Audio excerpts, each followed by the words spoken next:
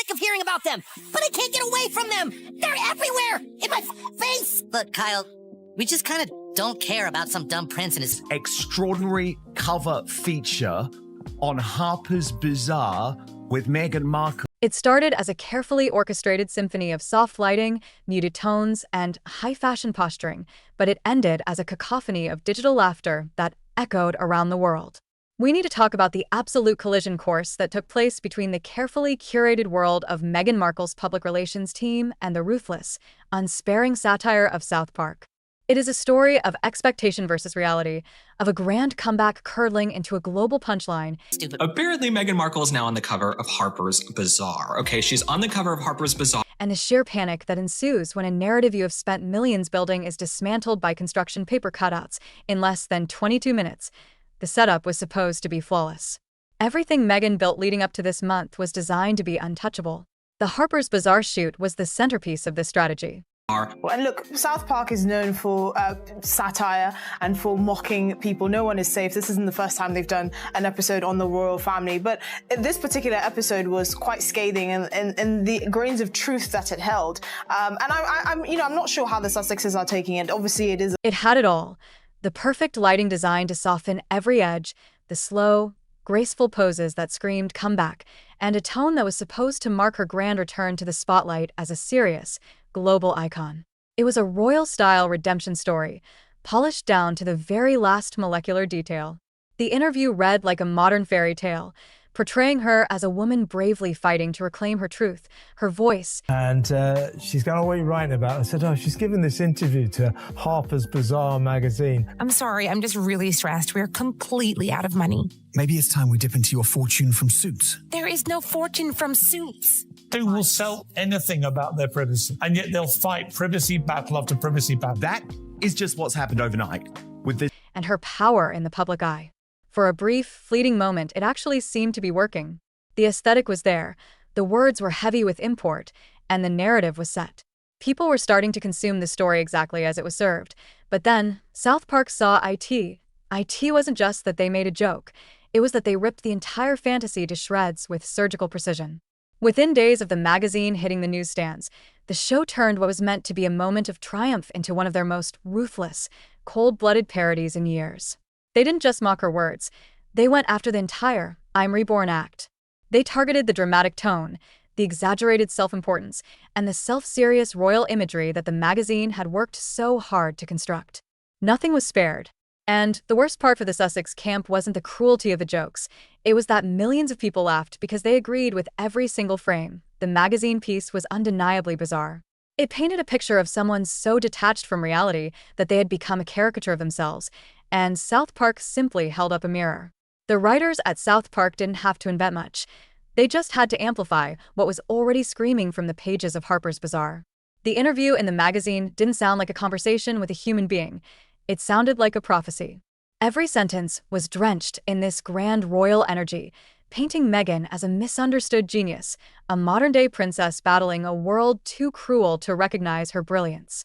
But there was one line that changed everything, the assertion that Meghan is the true voice of modern royalty. That single sentence exploded online, providing the kind of ammunition that satirists dream of. People mocked it, quoted it, and turned it into meme material faster than her PR team could blink. South Park's genius lies in their ability to detect the artificial. They aimed straight for the weak spot Meghan didn't even know she had, the mockery of what feels fake, overproduced, and screaming for attention. The Harper's Bazaar interview had every single one of those qualities. When the episode dropped, inspired directly by this comeback, the internet absolutely exploded. This wasn't light teasing or a gentle ribbing, it was a full-on roast. The show recreated Meghan's intense photo shoot energy, with exaggerated sad eyes and over-the-top slow breathing, mimicking the pretentious nature of the candid shots. They twisted the serious, poetic tone of her interview into hilarious fake quotes that sounded like motivational posters gone wrong.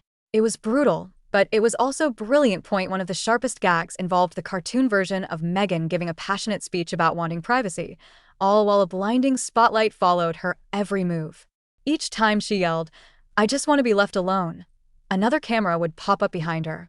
Fans immediately caught the irony, as it mirrored her real-life pattern of demanding privacy right before launching another headline-grabbing interview or documentary.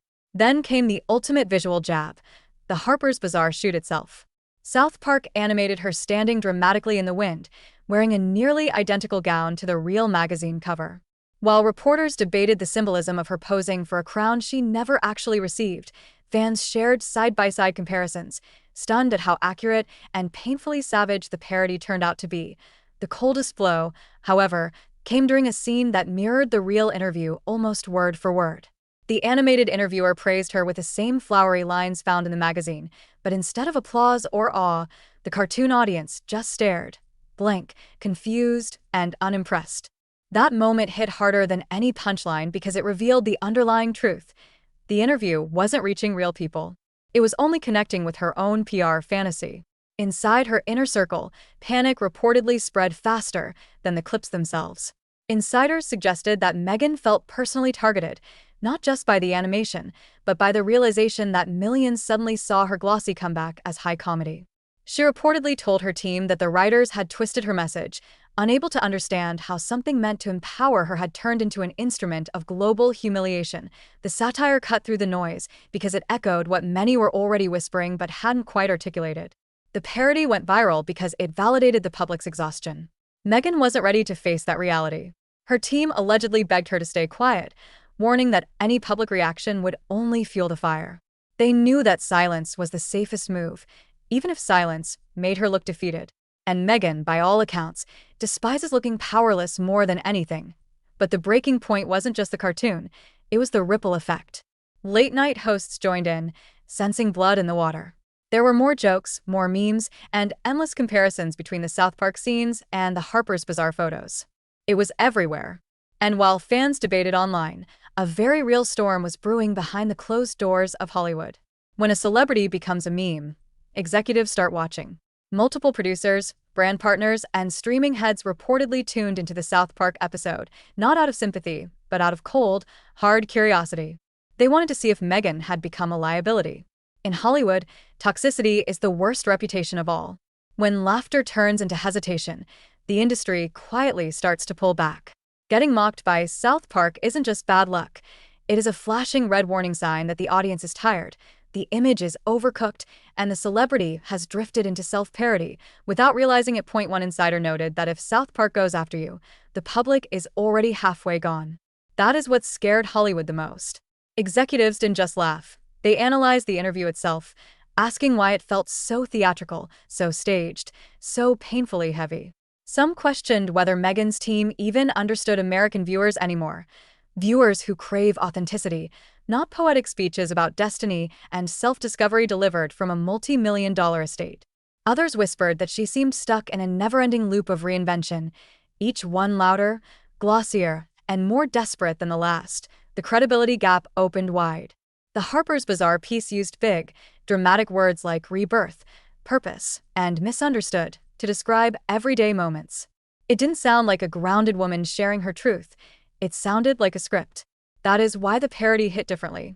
It wasn't just a joke about a celebrity. It was a mirror showing exactly what the public already thought but hadn't said out loud. South Park nailed the grand speeches, the heroic self-image, and the endless need to be both victim and visionary at the same time. They stripped away the glamour and showed the uncomfortable truth behind the brand. This leads to the real danger: brand damage. Meghan has spent years trying to position herself as more than a celebrity, as someone important, historic, an icon. But this parody flipped that narrative overnight. Suddenly, she wasn't the icon. She was the punchline. Once the public starts seeing you as a meme, it is nearly impossible to undo. That is Meghan's biggest fear. This scandal doesn't fade. It lingers. South Park parodies live forever online. Clips get reposted for years. Memes never disappear. Every time Meghan tries to reintroduce herself with a new project, people will dig up those scenes, compare them to her latest interview, and laugh all over again. The Harper's Bazaar interview was supposed to mark a new era for her. Instead, it might have slammed the very door she needed open, and Meghan wasn't the only one caught in the crossfire. Prince Harry got dragged right into it, and the show didn't paint him as a villain. It made him something arguably worse, a lost passenger in his own story. Cartoon Harry followed Meghan around like her shadow, repeating her slogans, mimicking her mood, and reacting like a man who no longer had control of his own narrative. Insiders claim that when Harry saw the clips, or at least heard about them. He didn't explode in anger.